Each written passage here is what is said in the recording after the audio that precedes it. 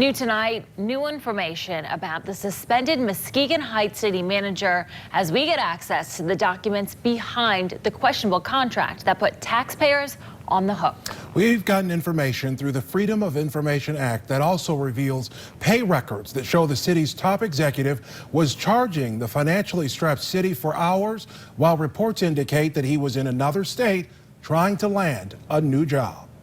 Muskegon Heights City Manager Troy Bell is nearing the end of a 2-week suspension. His fate with the city now in the hands of the 7 members of the Muskegon Heights City Council.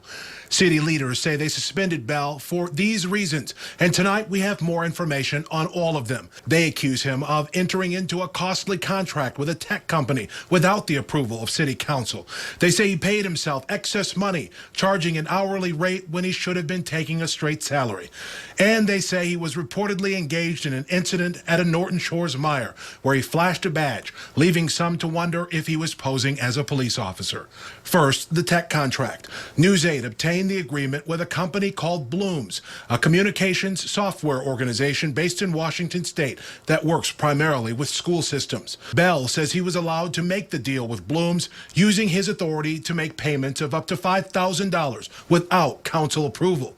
But the contract indicates that the city would be responsible for up to $20,000 in upfront costs. The first invoice came in at more than $9 grand. A partial payment was made for around $3,500, keeping it below the $5 grand threshold. The city gave us 2 contracts with Blooms, both signed by Bell. It's not clear which one is binding. In either case, the city agrees to thousands in upfront fees and an agreement worth hundreds of thousands of dollars for Blooms if it's kept, all signed by Bell. Also of note, the email address on the contract is Bell's personal account, the physical mailing address, his former home in Indiana. There are also new concerns tonight about how Bell managed payments to himself. City leaders accuse him of wrongly keeping his pay rate hourly, raking in more taxpayer money than if he would have transitioned to salary, as they say he agreed. And then there's this question. Bell made news recently in a story out of California, where reports indicate he traveled for a job interview in January, just a few months after he made a 3-year commitment to Muskegon Heights. Documents published show that Bell traveled to California by airplane on January 21st and returned the next day. Target 8 obtained his time card for that week, which shows he charged the city for 12 hours of work on the 21st and 22nd. Police in Norton Shores initially said that the whole situation involving the Mire incident and the badge was closed. No charges sought after the unusual ordeal involving Bell. They said there was confusion about what really happened, and no complainant pressed the issue. But now police say that the case is reopened and back under investigation.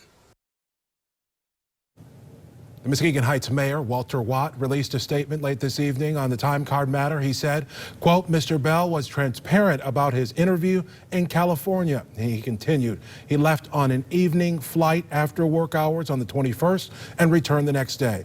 During his time away, Mr. Bell continued to manage the business of the city via email and telephone. Despite the apparent discrepancy on the timesheet, Mr. Bell worked well in excess of 40 hours during the work week in question. That is the statement in part. Bell's 2-week suspension is supposed to end tomorrow. The city council is expected to meet and decide his fate with the city. We did reach out late this evening to City Manager Bell about our findings. We have not heard back just yet. We will be following up.